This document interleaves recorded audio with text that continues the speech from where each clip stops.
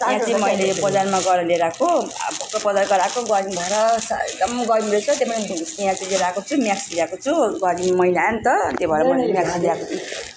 एउटा यो कलरको अनि यो कलरको अनि एउटा यो हरियो यो ल्याएको छु अनि यो पनि ल्याएको छु हेर्नु सक्नुहुन्छ होइन त यो हाफवाला ल्याएको छु यस्तो फित्ता रहेछ राम्रो रहेछ म चाहिँ अब लगाएर त पुरै दिन देखाउँला राम्रो रहेछ शीतल र हजुरहरूले पनि हेर्नु सक्नुहुन्छ होइन त राम्रो छ यहाँ चाहिँ मैले म्याक्सी किनेर ल्याएको छु हेर्नु सक्नुहुन्छ यो चाहिँ एउटा हरियो यो चाहिँ के कलर भन्छ थाहा भएन मलाई पनि अनि यो चाहिँ यो एउटा चाहिँ यहाँ राख्नु भएको छ यो पनि ल्याएको छ एउटा यो चाहिँ यो ल्याएको एउटा ल्याएको यहाँ चाहिँ मासु यहाँ मसला रेडी गरेछ यहाँ चाहिँ माछा